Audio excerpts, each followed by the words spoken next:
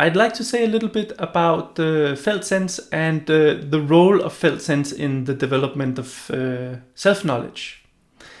And so I want to start by saying a little bit about why self-knowledge is important. I assume that nobody here will dispute that, but it's still nice to remind ourselves, like, why is it that we do things to develop self-knowledge? Why is that important?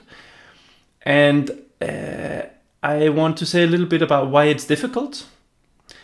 And in particular, I want to look at wisdom traditions, what they say about why it's difficult, and modern cognitive science. As you know, I love this dialogue that's possible between wisdom traditions and cognitive science. I find it such a fruitful dialogue. It brings a lot of clarity to the wisdom traditions, and it translates them into language that is easier to engage with for people living in this century. And wisdom traditions kind of brings a lot of interesting questions and material for cognitive science to work with. I usually see wisdom traditions as bringing us the result of centuries of first-person research. So what in today's language of methodology would be called first-person research or autoethnography. So where you pay close attention to your own lived experience and analyze it.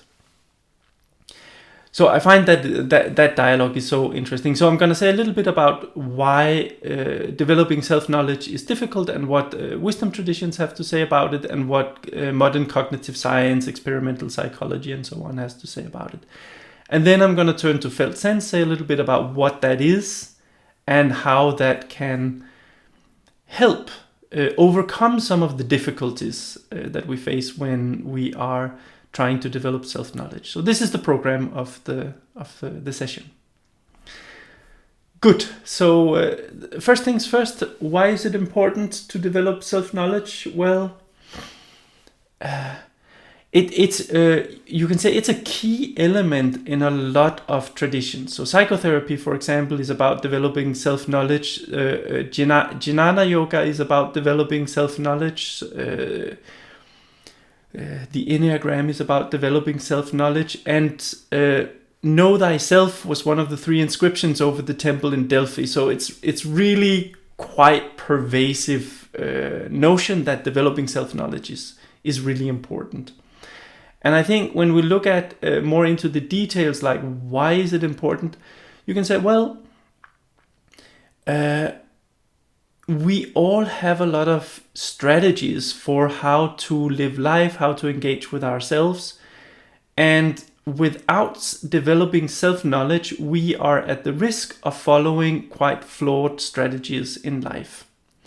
And when we have flawed strategies in life, that means that we're doing something that according to our models, according to our strategies, looks like it's going to work, but it doesn't.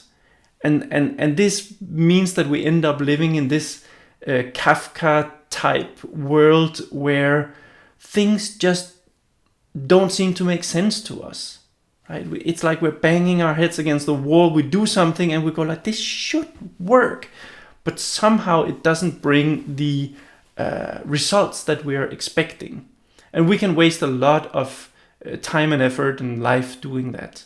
And so I think that's the short answer to why it's important to develop self-knowledge. We need to know what are the strategies we are following, how do we evaluate it, and we need to scrutinize them, evaluate them, and say, do they actually bring us the results that we think they're bringing? Are they as good guides as we believe they are? So when you think about strategies for living a fulfilling life, right? If you ask people how should you ensure that your life is fulfilling, people will have different answers. So some people will say it's all about making a lot of money. Some people will say it's about getting high status. Some people will say it's about having a lot of fun. Some people will say it's about playing it safe. Some people will say it's about taking risks. Some will say it's about becoming independent and self-sufficient. Some people will say it's about reaching enlightenment, and they might have different ideas about what that is. So we all have a lot of strategies about what should you do to live a fulfilling life. And this, of course, includes something like your strategies for what should you do to have fulfilling relationships, right? And partnerships. And there you can see, well, what brings a fulfilling partnership? Some people will say, well, that's having a lot of sex. Some people will say that's having meaningful conversations. Some people will say it's about supporting each other, and some say it's like a source of your partner should be a source of support in life. And then you can go on and say, well, what's your definition of support? And you can sort of unpack your strategy in this way. And we all have many different strategies for this. Now, the interesting thing is that all of these strategies can appear completely 100% true for us. And when we look at the evidence, it seems that the evidence we come across in life supports our strategy, that they are true, and yet they're not. So even flawed strategies can persistently appear as if they are true. And so sometimes I think it's when we ask about your strategies, you might say, okay, so what should you do to live a fulfilling life? And you say, well, you should earn a lot of money. And then you say, okay, so have you earned a lot of money now? And they might say, yes. And then you say, are you fulfilled? And then they say, no. Why not? I haven't earned enough, right? And this kind of argument is extremely common. So if the strategies we follow are not bringing us the results that we want, and then we might not say it's the fault of the strategy. We might say we just haven't done enough of it yet, right? Meditation. We should meditate in order to get enlightened. Okay, good. Are you meditating 1 hour every day? Are you enlightened? No. Why not? I need to do it 20 more years, right? The problem with this kind of strategies is they are impossible to disprove. If you can always fall back on, I should just do it more, it's right, I should just do it more, it is impossible to disprove your strategy. And that's just, in a sense, you can say that's bad science, right? One of the rules in science is if you put forward a theory, it should be falsifiable. If it's not falsifiable, it's just speculation. It's not interesting. If you can't say, if I make these certain observations, that means my strategy is false. If you cannot formulate what would disprove your strategy, it's a bad strategy.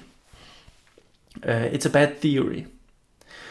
So, in order to give you some concrete examples, I think one of the places where you can find concrete examples of these kind of strategies is, of course, the Enneagram. The Enneagram, this theory of different personality structures, the core of the Enneagram is really different strategies that are extremely common, that people follow, they believe in, and they are flawed. So, for example, if you look at one of the personality structures in the Enneagram will say, in order to live a fulfilling life, I have to make sure I'm not rejected by other people. Right? So this is the Enneagram type 2. I have to make sure that I'm not rejected by other people because it doesn't feel good to be rejected. It feels much better to be loved and appreciated. And you can say, okay, well, fine, that I can go along with that, right? That seems like a fair thing to say. It feels nicer when people like you than when people don't like you. Okay, fine. And then they say, well, in order not to be rejected, I have to be likable. So I have to pay attention to what other people like, and then I have to become that. Because if I become what other people like, they won't reject me, and then I won't feel rejected, and then I will have a good life. And you go like, okay, well, if you exhibit the ideas and emotions and behaviors that other people like, sure, they're not going to reject you. But here you can see the flaw, right? The flaw is that we all have a little bit of everything. We all have all sorts of emotions and all sorts of emotional impulses. And in order to fashion yourself into something other people like, you can only do that by rejecting certain things in yourself, namely all the things that you believe other people wouldn't like. And so you might not be rejected by other people, but following this strategy, you will be rejected all the time by yourself. And so therefore, following this strategy, on the surface, it looks like a good strategy for avoiding rejection, but actually at the heart of it, the heart of the strategy is rejection. So of course you're going to feel rejected. But then when you feel the rejection, if you believe the strategy and you feel the rejection, you say, oh dear, I feel rejected. I should fashion myself I should try even harder to be what everybody else likes.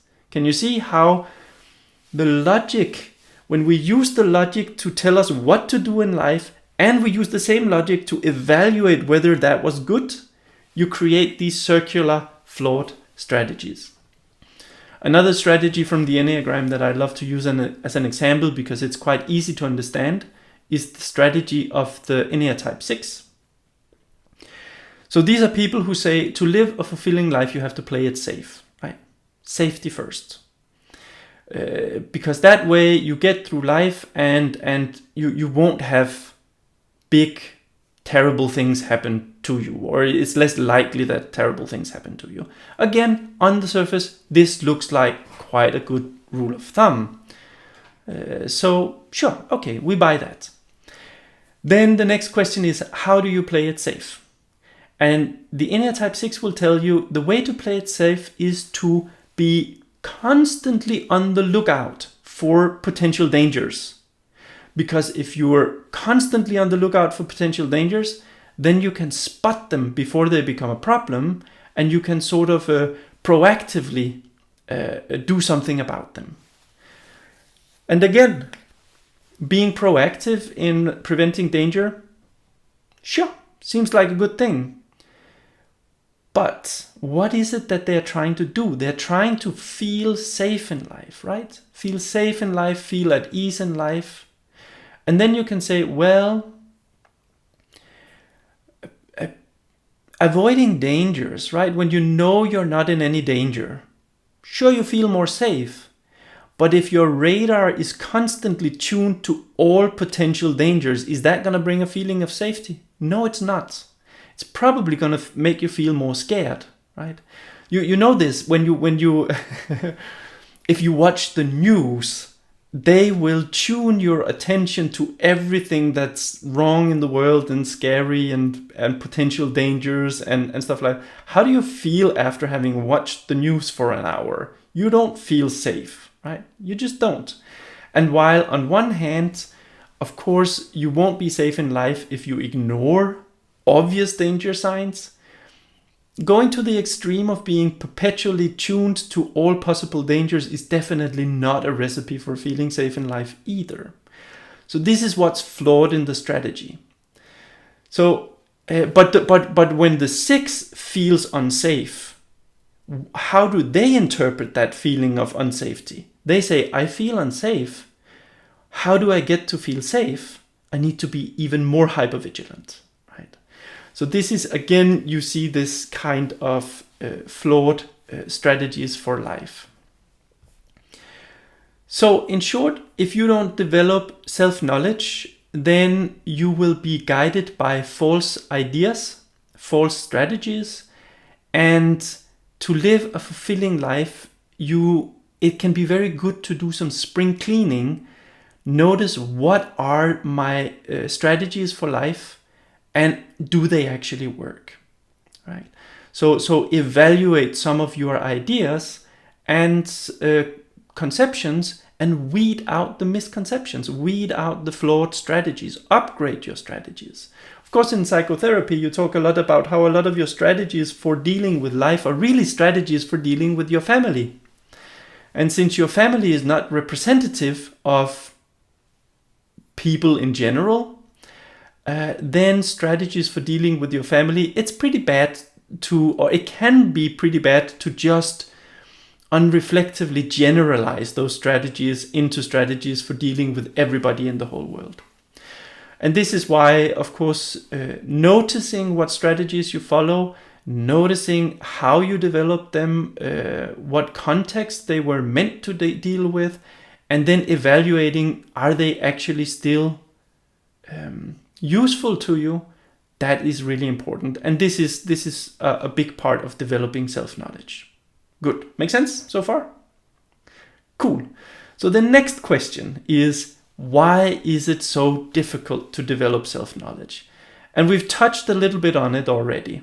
So I said that when you evaluate a strategy with the same logic that is with the logic that's behind the strategy, you blind yourself. And this is sort of the short answer to why it is difficult. But there's a lot of good information in terms of why it's so difficult to develop self-knowledge. And here I like to look at the two sources, wisdom traditions and cognitive science. And I think wisdom traditions can provide us with a lot of knowledge about what misconceptions, what flawed strategies we have, whereas cognitive science can provide us with a lot of information about how these misconceptions are developed. So in short, you can say the reason it's difficult to develop self-knowledge is that our minds are lying to us. Wisdom traditions can tell you a lot about what lies our minds are telling us. And cognitive science can tell us a lot about the mechanisms that creates those lies. So if we start with wisdom traditions, you can say wisdom traditions, when you read wisdom traditions literature, you will find that they tell you a lot of things that when you first read them, they seem counterintuitive to you. And the fact that something seems counterintuitive to you means it goes against your established theories of how to deal with life. So for example, you can look at Christianity, right? They will say something like turn the other cheek, love your enemies. If you give something to somebody, they have this nice passage where it's like give with your left hand and don't let your right hand know what your left hand is doing. Another way of just saying don't go around telling people how much you help other people. And you can say, well, why shouldn't I do that? Well, they say don't do that because it's gonna get you in trouble. The idea is, of course, they speak to the motivation. You should when you give to other people and you get a lot of street cred for that, you get a lot of admiration for that, you might give for the wrong reasons. Whereas when you give to other people as a sort of like an overflow of the heart, then you are acting in a way that brings you more in line with your true nature. And this is a completely different thing. And it's easier for this to work, if you like, if you don't try to get sort of a secondary benefit from the giving.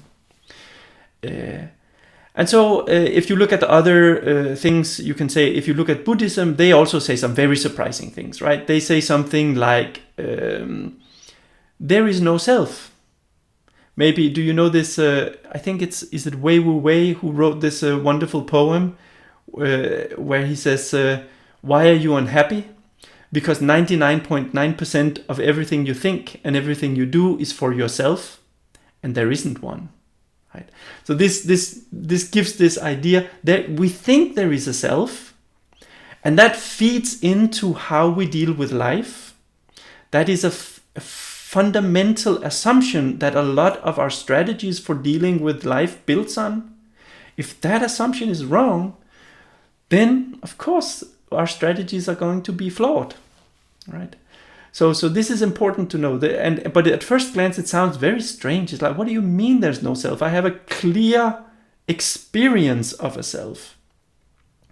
They also say some things like, no phenomena has inherent existence. Nothing exists in itself. This is basically just another way of saying it. It's just broader. It's not just speaking about the self. And again, when you listen to how you talk about it, right? I want more happiness. This thing called happiness, right? There's something there called happiness. And sometimes I have it and sometimes I don't have it. We talk about it as if it's a thing that exists in itself. And then Buddhism comes and says, well, no, it doesn't. Nothing exists in itself. Another surprising thing that you hear from wisdom traditions is this thing that separation is an illusion.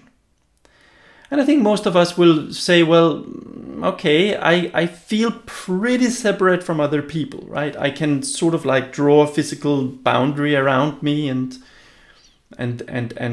what's in here isn't there. So there seemed to be some separation. And it causes us a lot of anguish to feel this separation. And again, there's a lot of beautiful explanations around how things really are. Like, do you know this story of Indra's net? It's a beautiful story where, so in Indra's net, they talk about this net, and at every node of the net there is this crystal, and so every single crystal, and the net is infinite. And the interesting thing is that every single node in the net, every single crystal is reflecting all the other crystals, right? So in that sense, the entire infinite net is represented in every single node in the net. And this speaks to the way in which we are not separate. Another metaphor that I heard, which is a wonderful way of explaining it, is if you look at a piece of paper, right? You can say, well, that seems to exist independently of everything else, right? It's just there, it's a piece of paper.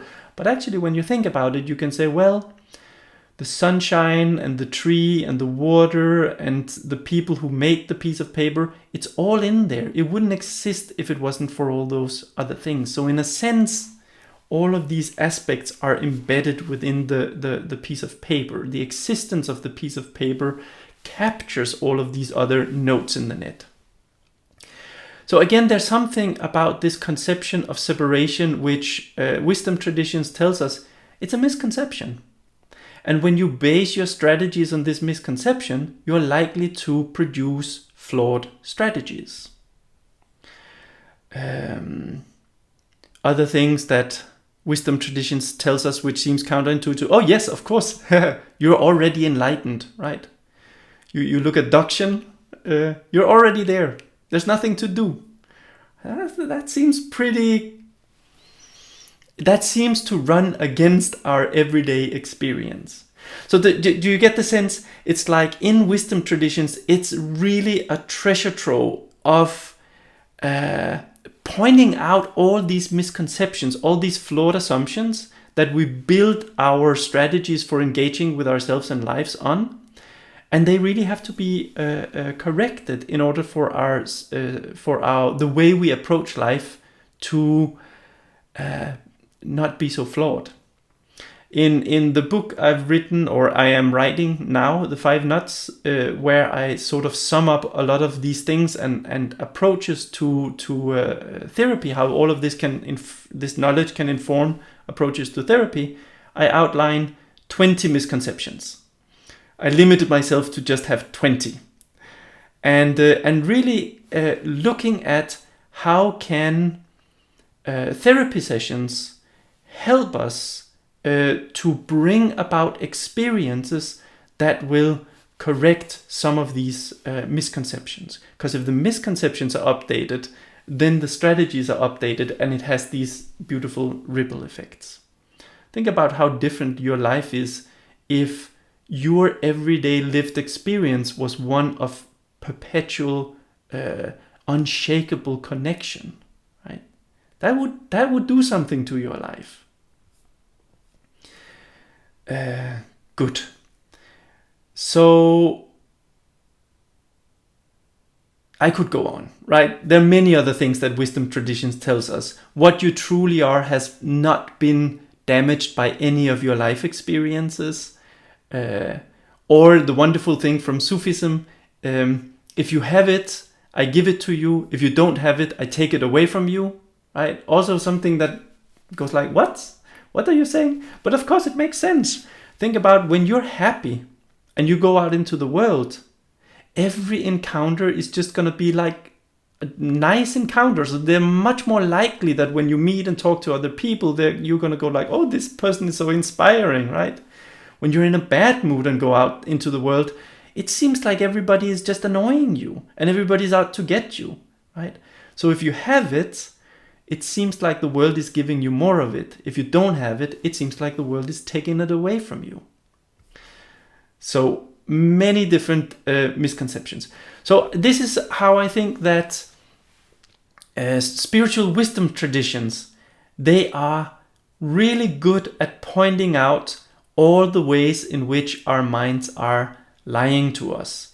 All the ideas we have, which seems extremely true, and our experience, day-to-day experience, seem to support them, but actually they're wrong. So that's what kind of lies our minds are telling us. Then what are the mechanisms through which our minds are lying? I find that cognitive science and experimental psychology, all these kind of things, they give a lot of good answers to this question. So, of course, I suppose a lot of you will know the work of Tversky and Kahneman, who worked a lot with biases. And so they just listed out heuristics and biases, which are these shortcuts our minds are using, which often works, but sometimes they bring spectacularly bad results. So one of the very famous biases is the confirmation bias. So this is, if you believe something, your radar are tuned to all the evidence that this something is true. If you believe somebody is out to get you, you see everything that they do and go like, yeah, see, they did that, was devious, they lied, they did this, they did that. And you just see so much evidence that your belief is correct.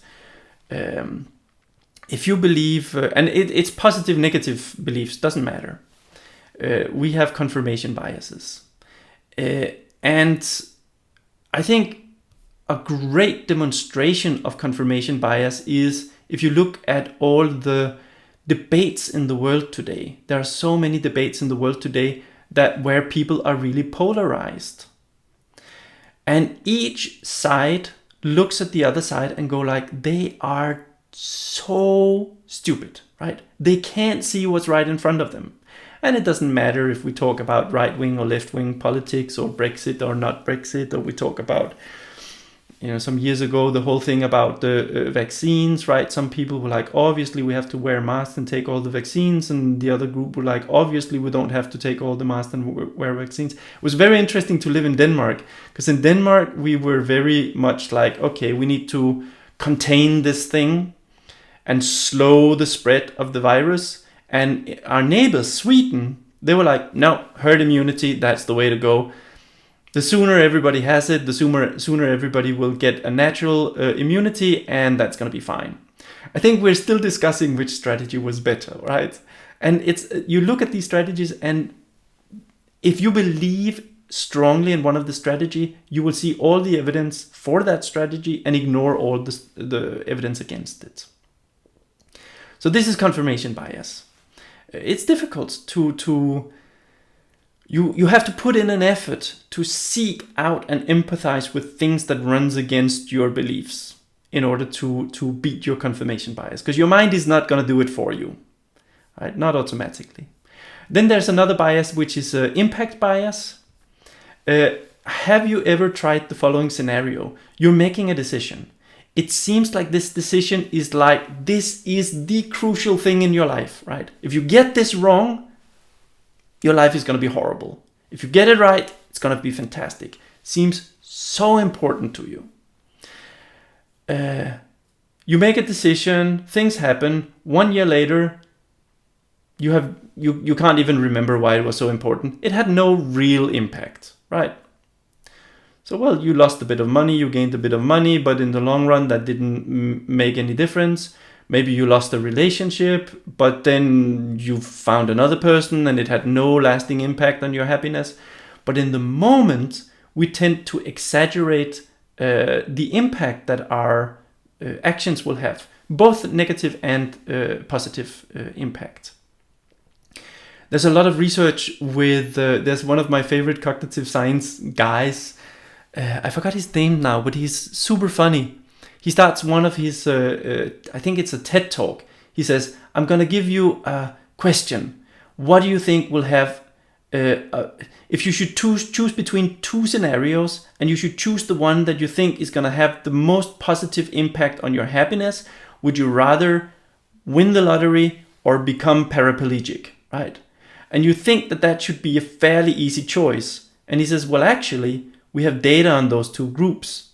It doesn't make that big of a difference. Of course, when you just get the news, it has a big difference. 5 years down the line, your happiness level tend to return to the baseline. So this is interesting, right? We are notoriously bad at, oh yeah, Dan Gilbert, fantastic, thank you. We're notoriously bad at predicting impact on our own emotional states. Another thing that I like, you know, rationalizations. Many times, some of you know it very well. So rationalization is explaining the part of your behavior that seems to run contrary to your beliefs about yourself. That's at least one place where you find rationalization. An example I usually give about this is, imagine you ask a leader, like, how do you, what your values and beliefs about leadership, and this leader says, oh, I believe strongly in inclusivity, I listen to what everybody has to say, and then we make a decision based on that.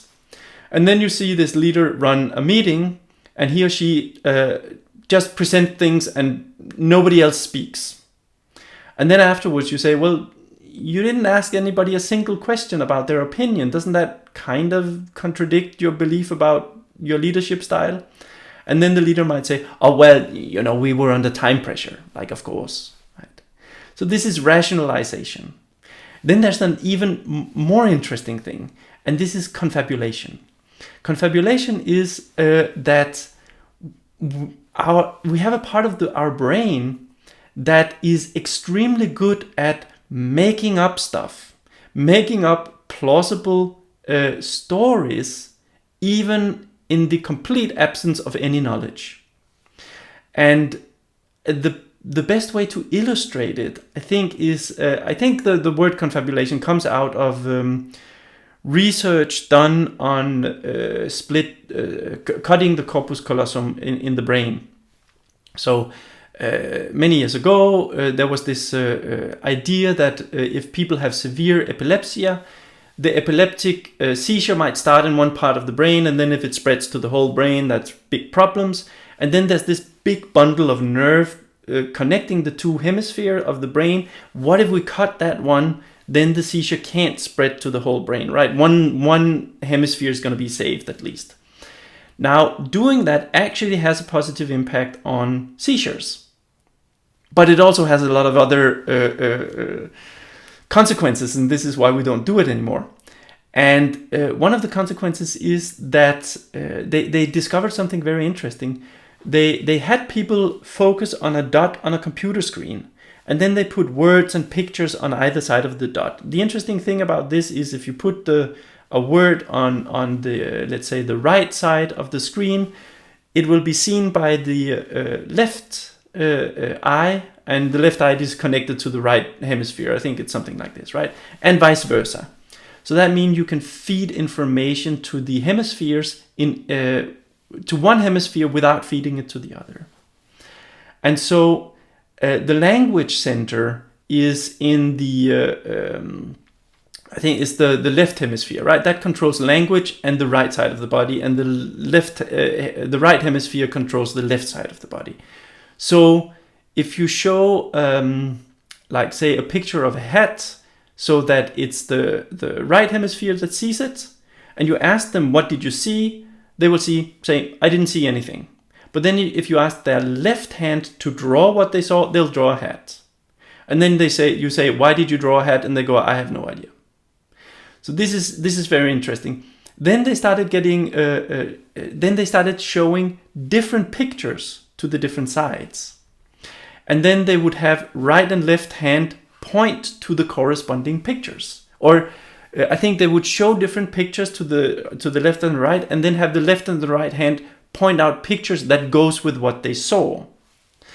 So this is one of my favorite experiments. So they would show on the left side they would show a chicken claw, and on the right side they will show a house covered with snow and a car covered with snow.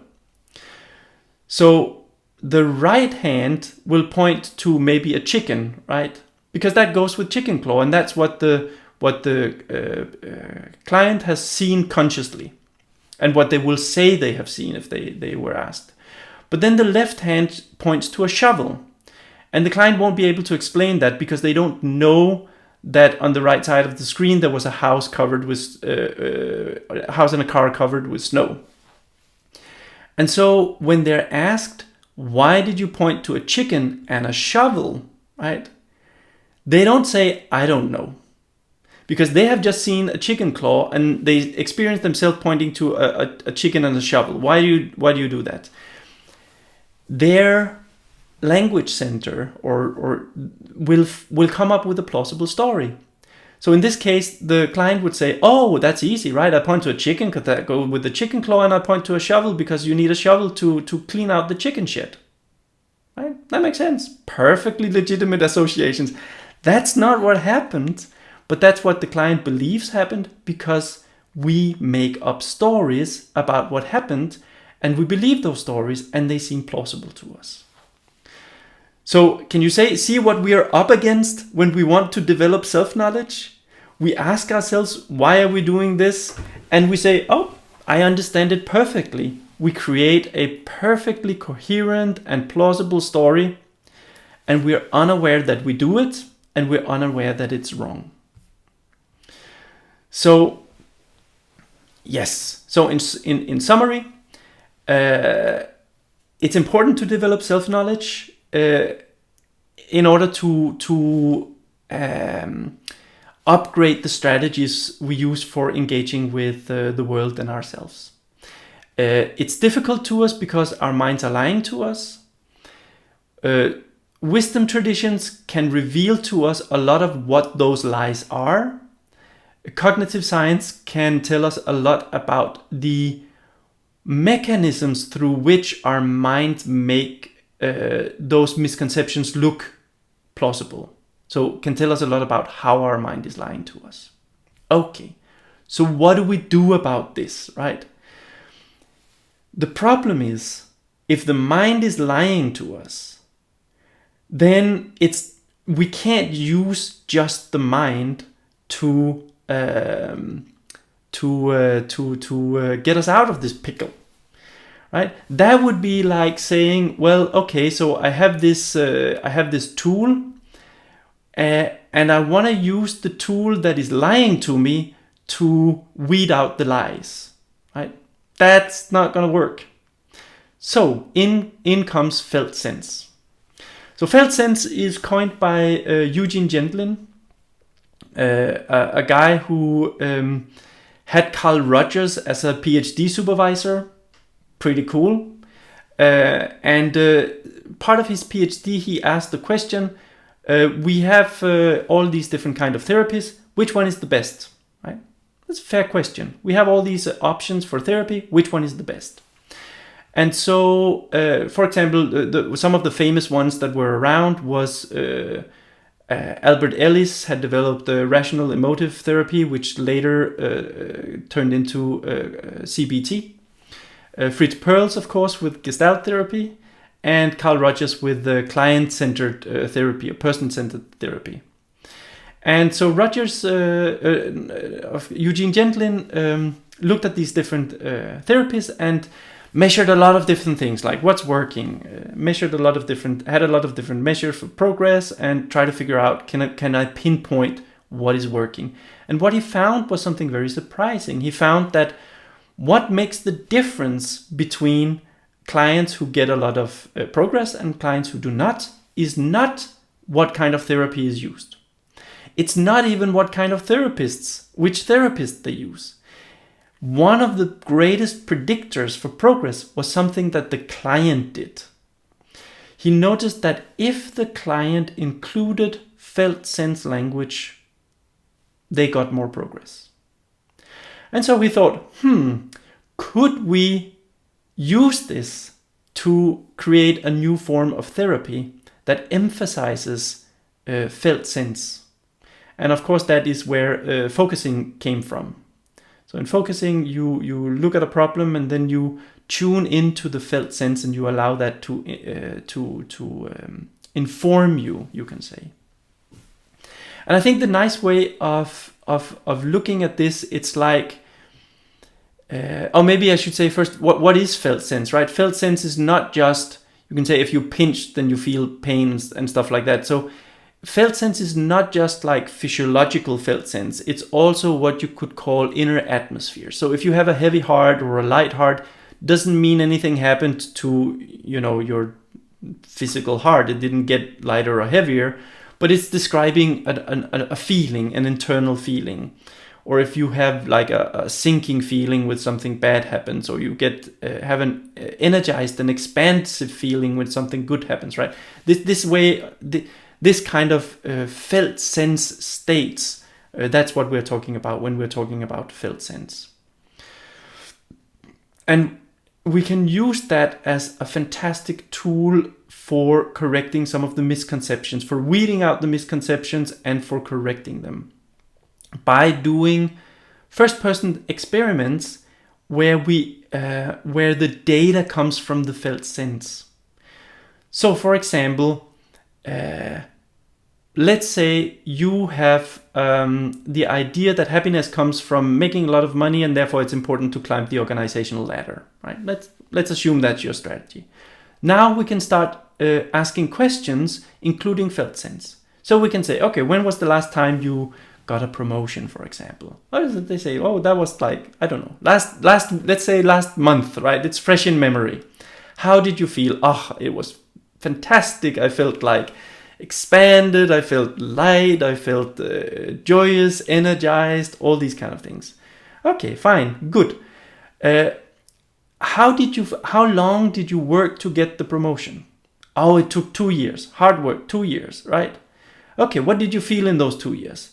It was difficult. I felt frequently depressed and down and squeezed and stressed out and stuff like this. And you can start saying, okay, so years of tension, 2 weeks of lightness.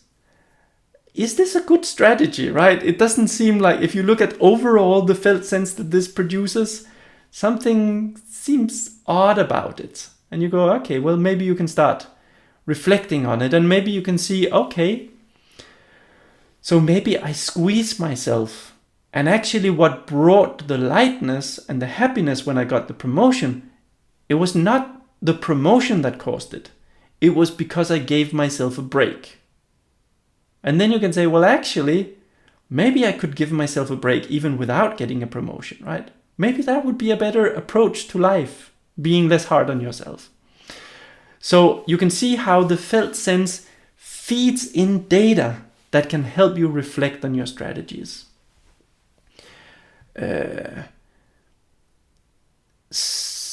One of the ways that I love working with people, and in my book on the 5 nuts, I call this the nut of conditionality. And that is that I take the strategies that people use and I say, what does it feel like? What do you imagine it will feel like when you have completely achieved what you set out to achieve? Usually people are very happy talking about that, and usually they will feel amazing feelings. There's all sorts of things that, all sorts of other things can happen, and you need to know how to deal with that. But If you are very motivated to do something, it's usually because you believe that if you succeed, you're going to feel amazing. So I will have people describe that felt sense in great detail. Once they've done it, I will say, do you feel it?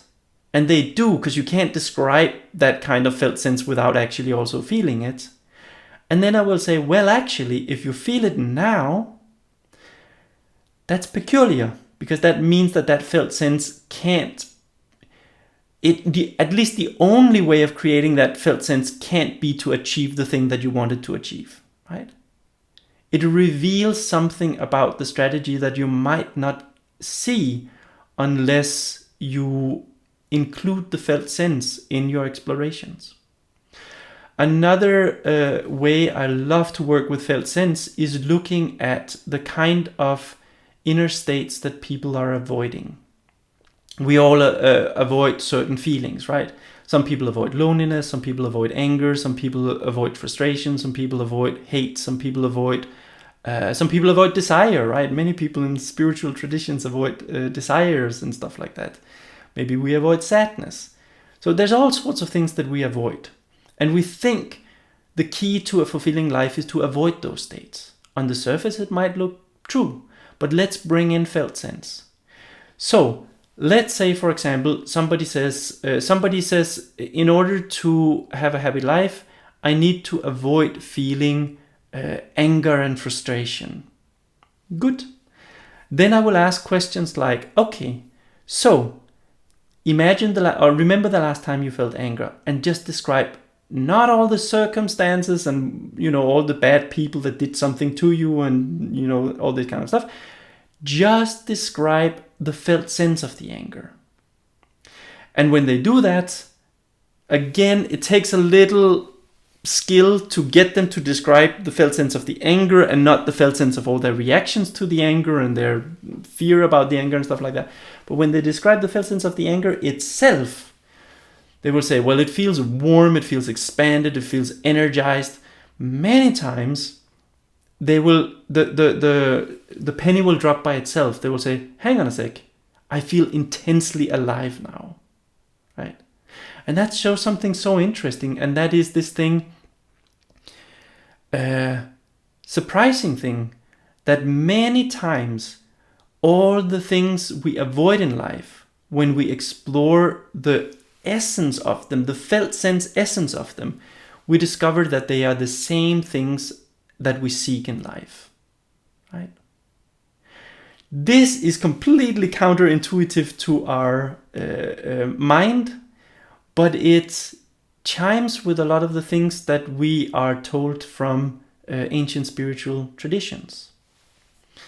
And we can discover it by including felt sense in our exploration of our inner life. So in that way, you can say felt sense is like the ideal dialogue partner with our reason when we are seeking to develop self-knowledge. So it's almost like we can have one of these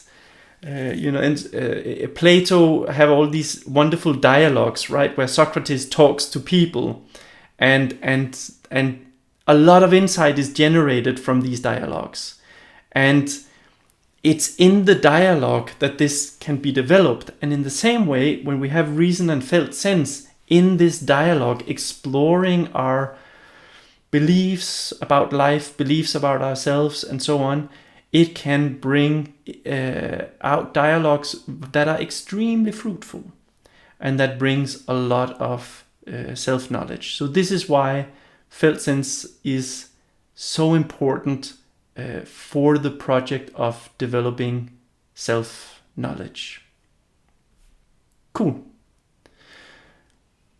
Okay, so I think I'll pause here. I promised you a lot of time for Q&A, and then I ended up talking a lot. But yeah, but we have a few minutes for Q&A, and I don't have any sharp deadline. And if any of you have a sharp deadline, you're welcome to just drop out of the call. But Britta, you have a sharp. Do you have any questions that you want to get in there? No, everything was perfectly clear. Quite clear. Thank you you very much. I'm really sorry. I have to go now. No worries, no It worries. was just an hour. So. Yes. That was the Thank you so plan. much. Thank you so much, Klaus. Very, very Thank you. useful information. Very kind of clear and coherent. Thank you. Good. Thanks. Anybody else have any questions or? I'm afraid I have to dash off as well. You have to dash off as well. Okay, good. Lovely to see you. Waiting to be tortured, so I have to take off. Thank you very much. Excellent. Good. Thank you. Bye-bye. Cheers. Cheers. Bye, everybody. I have questions, and I may have to rush off in a minute. Then bring them now. So you see, what I'm interested in. So, for example, within, say, for example, the Christian community, people know about trying to practice loving. Yes. But they force themselves to do it. Yes. Yeah. Yeah. So in a sense, what I'm looking for is how to help people bring awareness to the felt sense that they're tensing themselves to make themselves do it, if you see what I mean. Yes, exactly. I think it's like, I think it's just that, right? It's when you... What you're saying is to try and get them to be honest about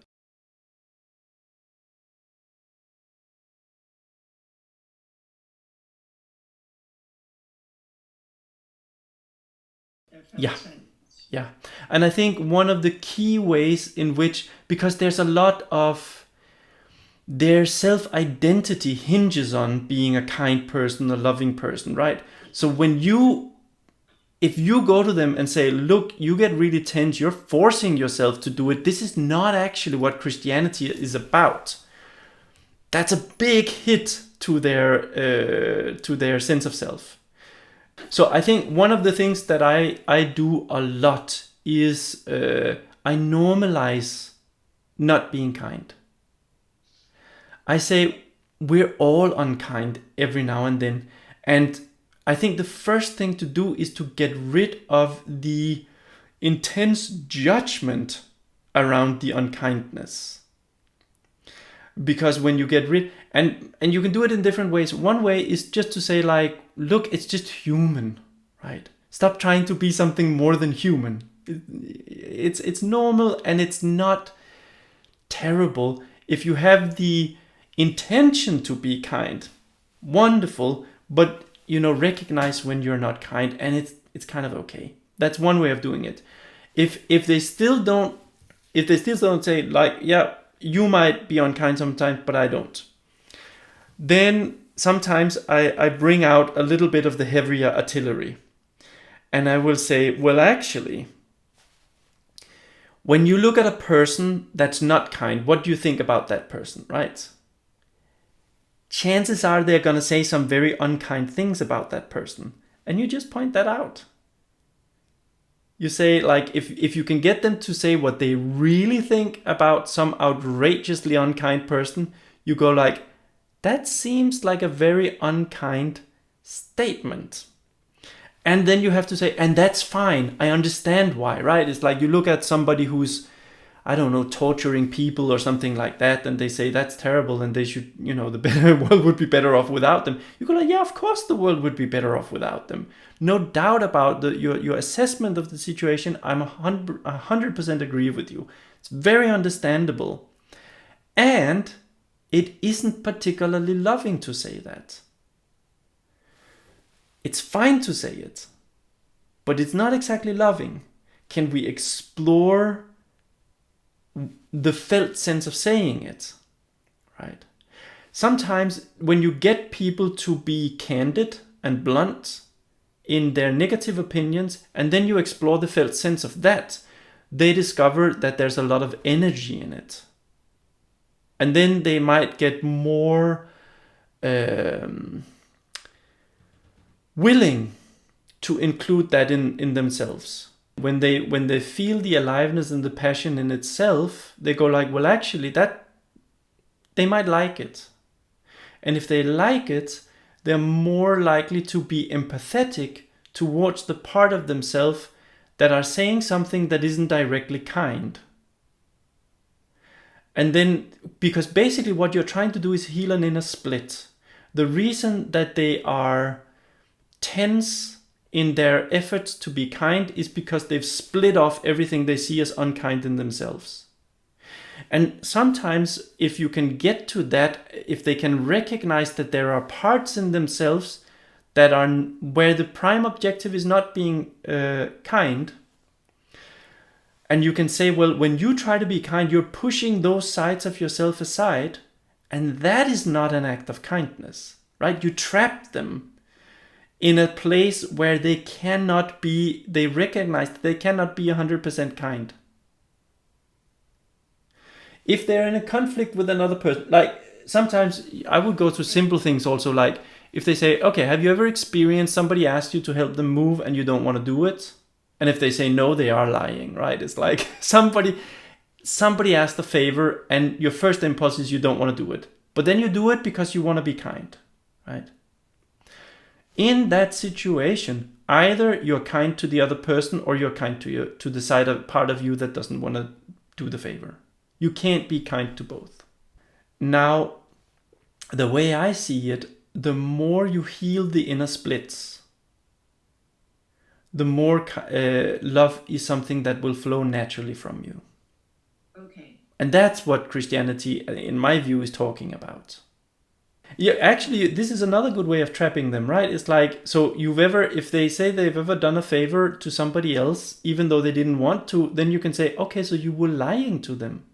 The simple thing is you want them to admit to the side of them that isn't kind. Step 1. Step 2, you want them to relinquish judgments against that side. Yeah. Step 3, you want to talk to that side and have empathetic, compassionate understanding of it. Step 4, then you see how that affects your impact on how you relate to the world. And many times, if you like, for example, you've seen me do this 100 times, right? When there's something in people they don't like, and you ask either about the felt sense of that part, so the felt sense of the anger, or you ask what the part is trying to do, and no matter how horrible it sounds, you say, what is the felt sense that you would feel if you succeed? Right? Those are 2 ways in which you can include felt sense. So if they say, I don't like the angry part of me, I think it's terrible, and you say, what's the felt sense of anger? They will say, oh, well, that feels very alive and energized. And you say, in order to do good in the world, you need that energy. Right? So you couple it to the thing they want to do. The other thing is to say, okay, so the anger, what does it want to do? I just want to smack the other person. I just want to get them out of my life, or I just want whatever. They'll say horrible things. They'll feel terrible about saying horrible things. You normalize the whole way through. You say, many people feel like that. Don't blame yourself for it. It's like, fine, let's just hear the part out. Suspend judgment, right? And then you say, if you actually succeeded in getting all annoying people out of your life and never being asked to do a favor you don't want to do, how would you feel? And they will feel, oh my God, it would be such a relaxation, right? And you go like, so the angry part of you wants to get to the place where you can feel soft and relaxed. And what are you able to do when you feel soft and relaxed? Oh, I feel so much more loving, right? So the angry part that doesn't want to help people is trying to get you to love.